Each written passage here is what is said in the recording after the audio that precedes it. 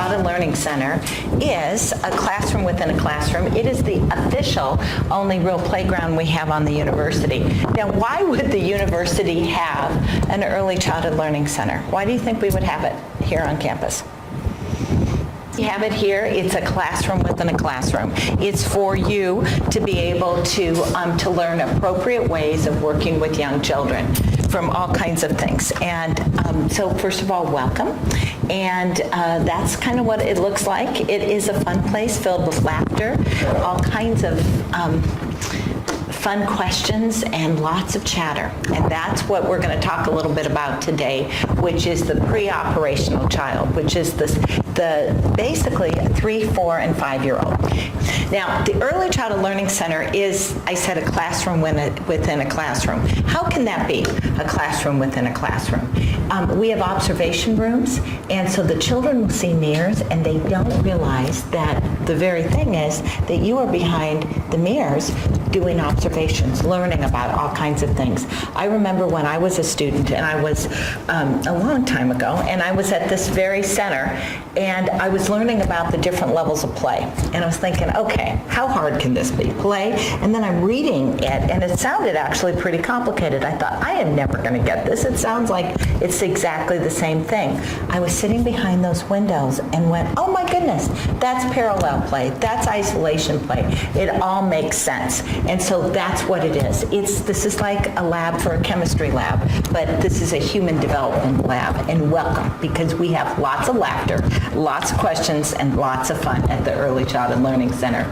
The team, all the teachers have a master's degree in early childhood or child development. They are here for you. They are here to coach you, to help you, to be whatever level you're at with your skills, they're going to help you to be able to get it at a higher level. I'm the academic director, and all that means is I get to oversee the lab aspect and what's making sure that what we're teaching at the university level is really happening with the children as well in the classroom.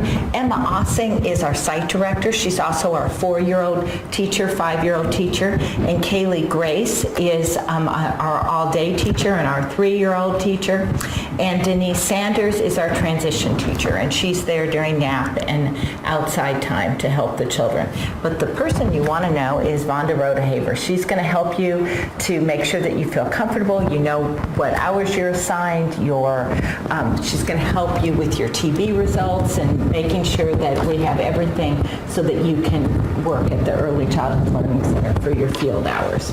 So that's the team, and it's kind of a fun place to be. We do lots of parent education as well, just to give you an idea, but the real mission of the Early Childhood Learning Center is to be a classroom, to be a lab for college students. And there are lots of laboratory schools all over the United States, but there are very few that are like us. And we are a Christ-centered lab, and we take that part very, very seriously. We intentionally are weaving faith development, what we consider healthy faith development, that is based on research all throughout the day. We don't have a set Bible time, but you're going to see them going outside, looking at the things that God made. They're going to weave in and out prayers and singing about all kinds of things that have to do with foundational faith. So that's a really neat thing, part of our lab. And we go all over the United States talking about it and giving examples.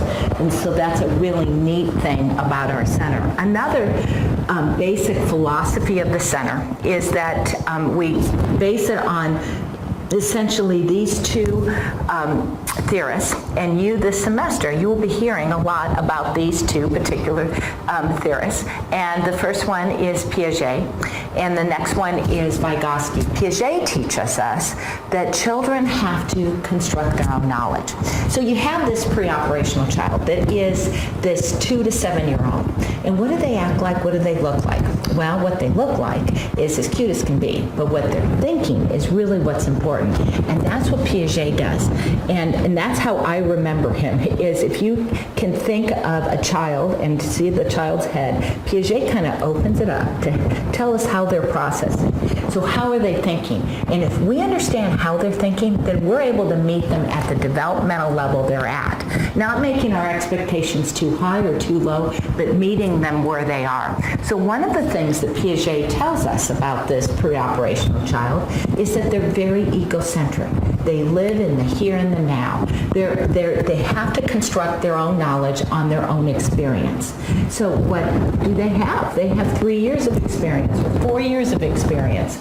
And so if their favorite food is pizza, they know your favorite food is pizza. If they've been to Disneyland 3 times, well, of course you've been to Disneyland 3 times. So that's their world. It's this very egocentric world where they have to construct their own knowledge, where they have to figure it out for themselves.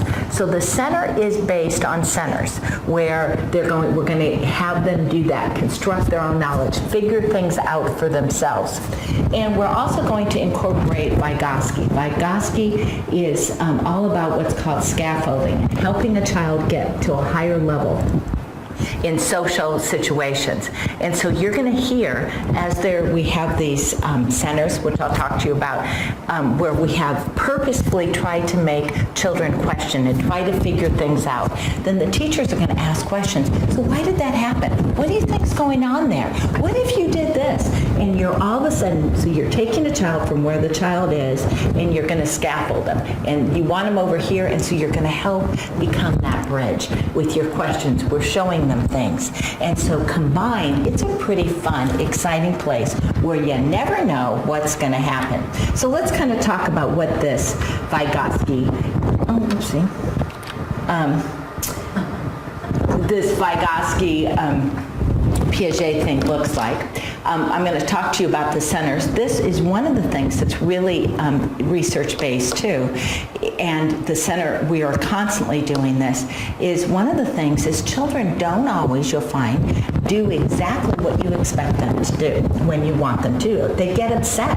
We have to help them to be able to understand their emotions and how to self-regulate. And so one of the things you're going to hear the teachers do is to talk a child through their emotions. So how are you feeling? Tell me. So what did you do that I can't let you do? And we help them to be able to, and this is the tricky part, to be able to listen to somebody else and be reflective. I hear you're mad because I took your toy away. And then we're going to teach them to say, I took your toy away because you said you wouldn't be my friend anymore. So we're going to help them with that conflict and help them come up with solutions. And so that takes a lot of scaffolding, but you're going to see teachers doing that hopefully a lot. They just started this week on their summer schedule. And so the classes are a little bit smaller, and they're mixed ages this week, and they will be the entire time that you're here.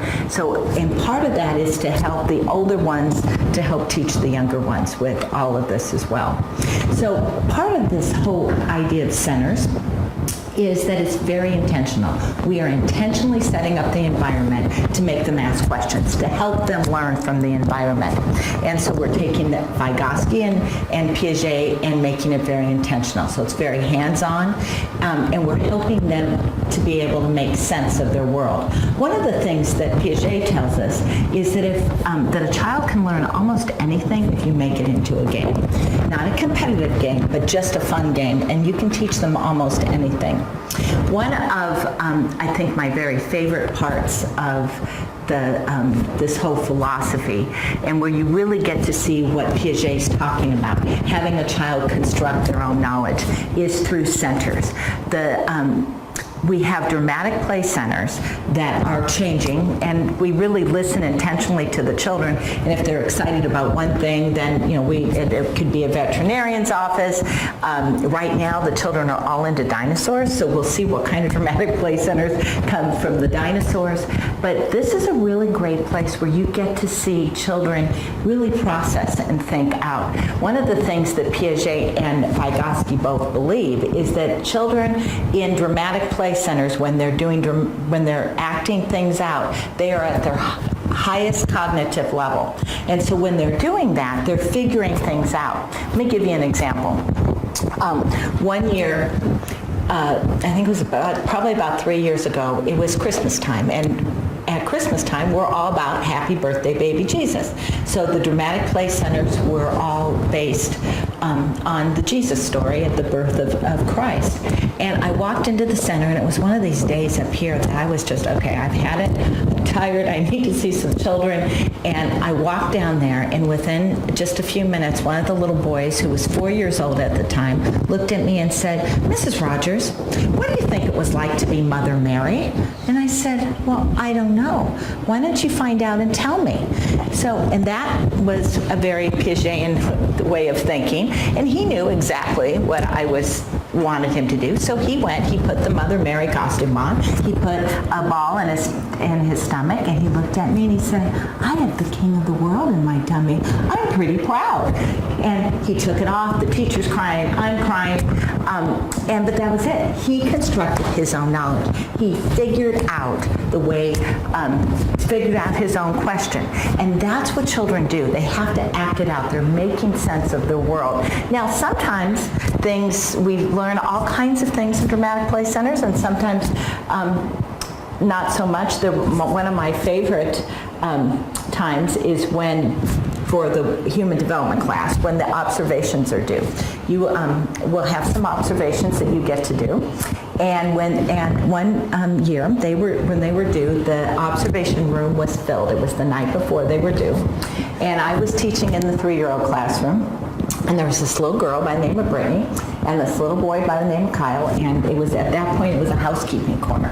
And so Brittany was on the phone with her friend, and she said, "Oh, can you believe Kyle did this today?" And she said, "Kyle, hurry up, make my dinner." And he's sitting in there and he's making dinner. "Kyle, did you feed the baby?" And so he's in there feeding the baby. And she said, "Kyle, you haven't ironed the clothes yet. Hurry up and iron the clothes." And she's back on the phone, and this went on and on.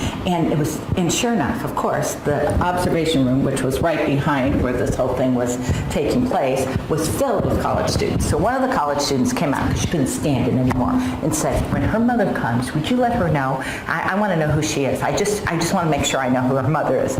And I said, "You know what? You are looking at her mother." And she went, it was my daughter. And she said, "Oh my goodness." I said, "Brittany, come over here." And I said, "Brittany, is that the way you were treating Kyle?" I said, is that the way it is at our house?" Now, just a little background information. My husband was in his fellowship in cardiology, so even if I wanted it to be that way, it wasn't. And she said, "No, Mom, it's not the way it is, but it should be. Women shouldn't be doing everything." And she just walks away. So I tell you that, very humbling, in telling you that you don't always assume that you know exactly what's going on through the dramatic play center, but you can ask questions too, so which is a really fun thing. But what they're doing is making sense of their life. And so dramatic play centers is a really fun way to see that whole processing of young children. Art is another thing that is very hands-on for us. We really believe they have to construct their own knowledge. They have to make their own decisions. All of our art is what's called process art. You're never going to see art at the Early Childhood Learning Center that is all flowers that look exactly the same, or an Abraham Lincoln, log cabin that all looks the same. It's all about children making decisions, figuring out what happens if they put their 2 hands on the paper, what's going to happen. If they put just a couple fingers, what's going to happen. And so they're constructing their own knowledge, very hands-on. So we're going to do a lot of collaging, stamping, and painting. And we also have sensory bends at the center. Sensory bends are really interesting. There's a lot of research on sensory bends. From a calming perspective, from having children feel a little bit more relaxed, there's a lot of research that really support sensory bends, and we are constantly changing it up. But also from a mathematical perspective, these children are 4-year-olds over here, and they are measuring and predicting how many cups it takes to fill whatever, all kinds of stuff. So sensory bends are another form of exploration. Also blocks. blocks are really a fascinating way of getting into a child's world. These blocks are very simple if you notice. It's all wood, and the reason they're simple is that they can be anything that the child's imagination wants them to be. And there's different levels of block play. And don't ever just assume that a young child is going to do basic block play. It's amazing. And one of the things that Piaget teaches us is that through their experiences, it can get more and more complex. And boy, we have some young children doing amazing block play.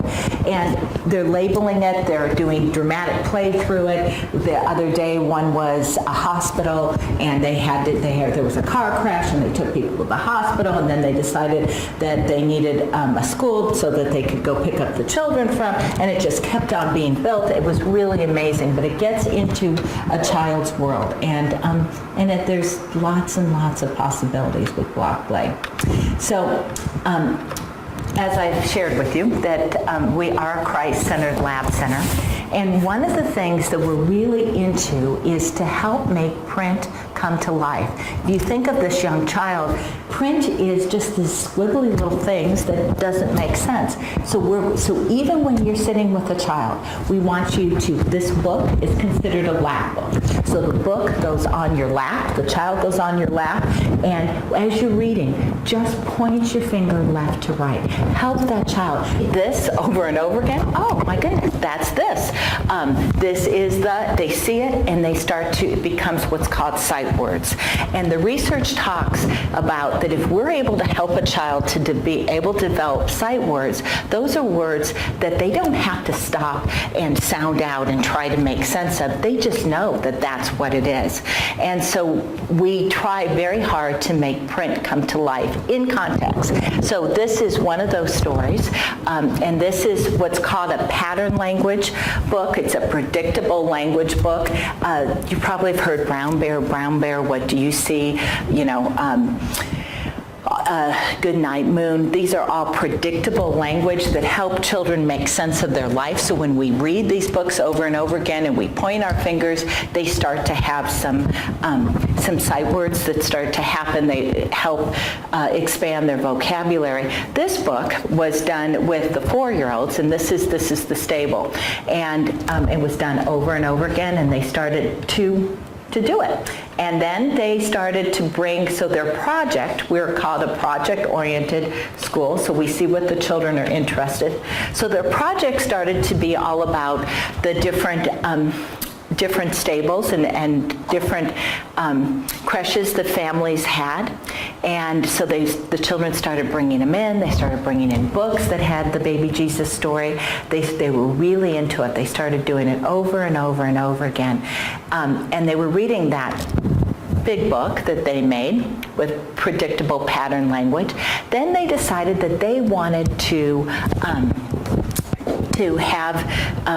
make their very own manger and make their own stable. And so this was a child-led ideas, and they went off with it. So they needed a place for the baby Jesus to rest, and they needed to make it really soft. And they worked really, really, really hard for it. Then they made him a bed. And then they had to have shepherds, and they decided who was going to be shepherds and what the costumes were going to look like. And they needed Mary, and they needed the angels, and it was kind of funny that they were fighting over who was going to be an angel at times, but just part of it. They needed cows, and how were they going to do that? And they did it over and over and over again. And then they needed wise men. And so they lived and breathed this. And all of a sudden, it started to really connect. One of the things that we know about this age child is something that's called saturation, which is the repetition of over and over and over again. You've probably worked with a young child where you've heard them say, read the story to me over again. Read the story. And you're thinking, oh my gosh, one more time I have to read this story. And what does that mean? That means that something is happening where its connections are happening. And so that saturation, that repetitive over and over again is good because they are learning. And so please, when they ask for you to read it over and over again, please, please do. So, and so we did. That's what early childhood is all about, doing it over and over and over again. What was amazing about this is as they were doing it, they really knew that story. But they also were able to read the book. And they became, a lot of the words became their very own sight words. And which is really an amazing thing when we have pre-kindergartners that are able to start to read. And then they were able to share it with their families. And, you know, so then we do all kinds of stuff. So part of what we did with this is what's called A-B patterns. So they're learning patterning. We're doing math stuff. We immerse it in and out of everything. And so when you're at the center, we're going to ask you to do all kinds of fun stuff. So writing is another center. So centers, this whole concept of centers is all based on the child's interest. A child can go to the art center for as long or as little as they want. We'll never force a child to go to a center. Writing is a really neat thing that starts to emerge just as the print starts to emerge. And we have pre-writing skills, and then before you know it, they start to write. We're always doing all kinds of science exploration. And it's based on this whole concept. Let's help them, let's have them ask some really hard questions and then give them some hands-on ways of figuring it out. And it's really, really fun. And one of our philosophy of meeting children at the developmental level that they're at and having them and being so child-centered is you never know where a child's going to lead you, and don't ever underestimate them. That child's mind is really an amazing thing. Emergent math is one of the things that we're constantly having centers and exposing them to. If you notice, these children are sorting. Then we have children that are doing some patterns, all kinds of things. And so we're constantly trying to help them to be able to really have some emergent skills and all kinds of things. But we're doing this hands-on, we're doing it fun, and it's child-centered. Circle time is a time that is very hands-on as well, and we're pulling it all together. It can be any place, anywhere. We do it outside. We do it all over the place. They're going to have a studio outside on the deck, and then they're going to have one on the playground as well.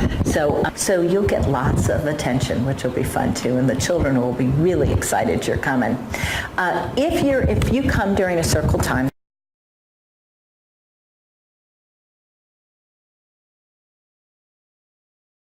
if you're coming during a circle time, please try to sit behind a child, pat them, because they easily get distracted, and are, you know, if we can get them for 10 or 15 minutes, that's great.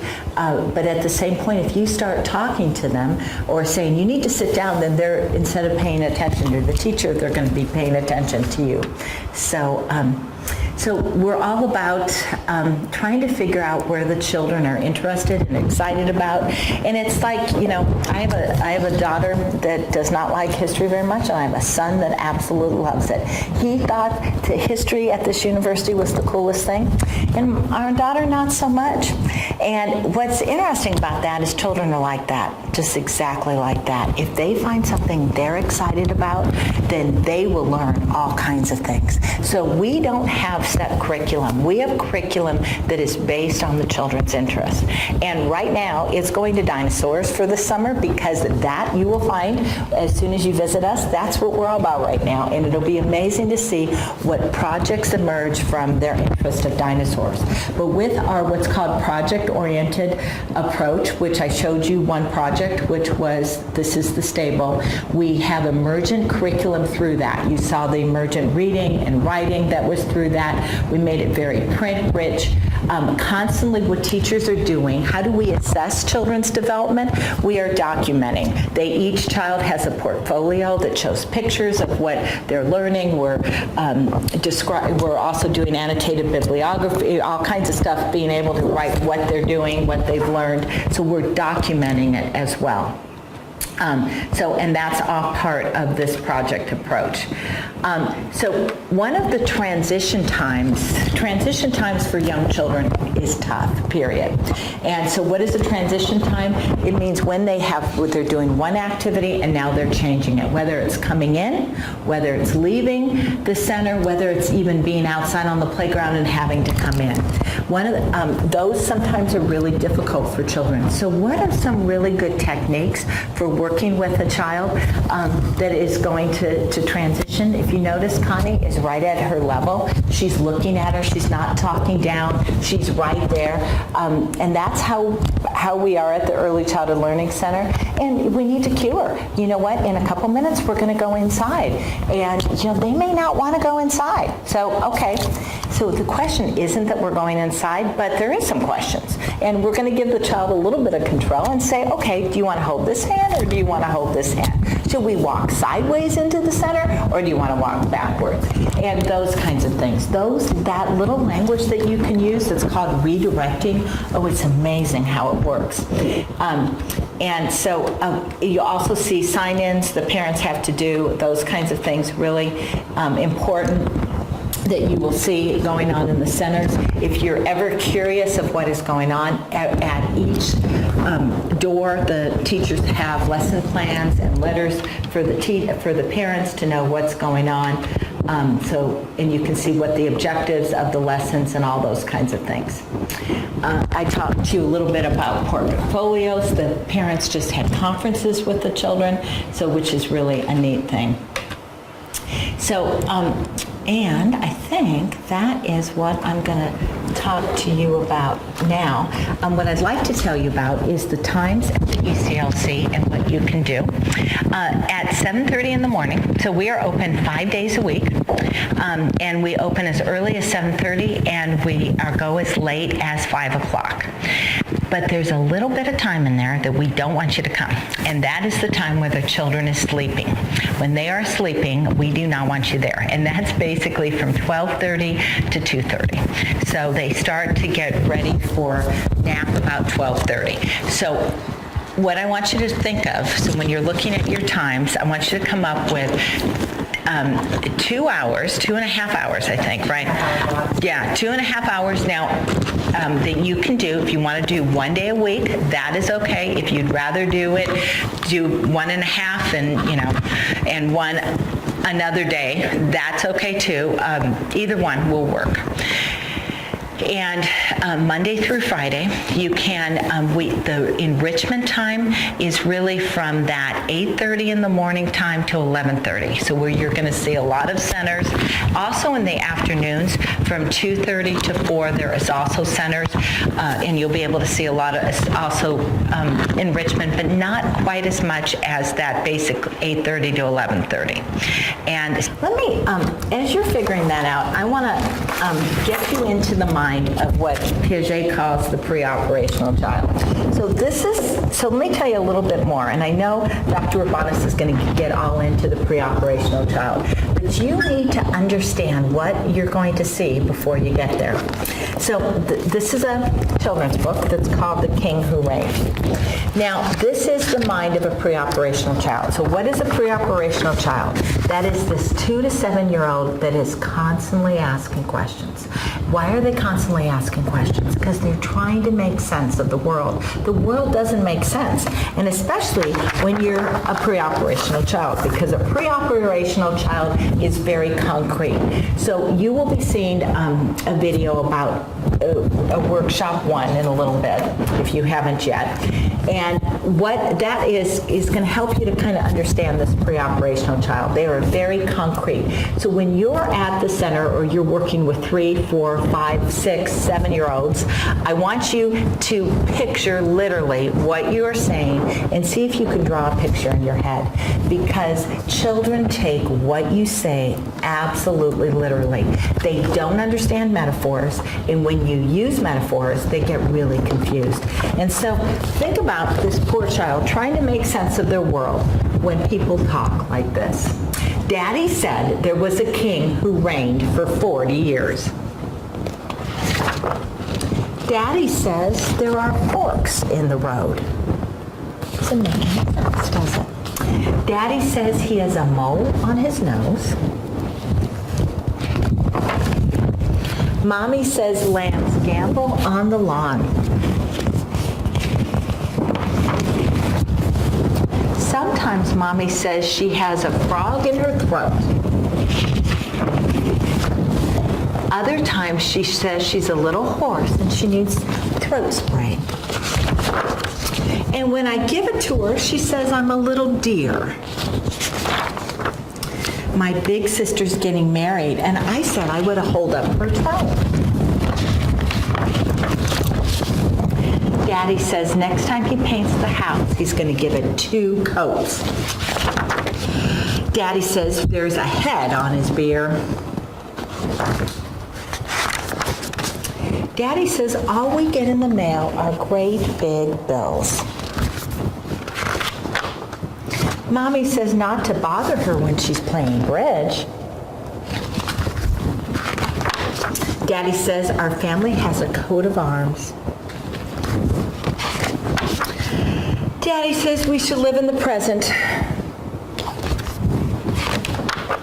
Mommy says little children always have bare feet. I heard Daddy talking about the footprints in the snow and the blueprints for the new room. Daddy says some boys are coming to dinner. Did you ever hear such a bunch of fairy tales? So I love this book because that's exactly how a child, this pre-operational child thinks. It's very concrete, and they are trying to make sense of their world.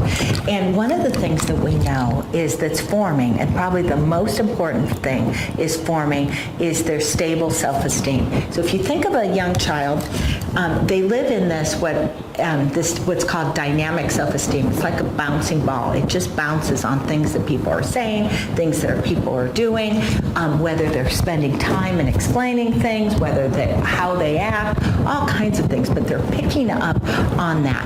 And if I said to a child, oh, you're so clumsy, you spilled your milk again, those kinds of things, they start to pick up on those patterns.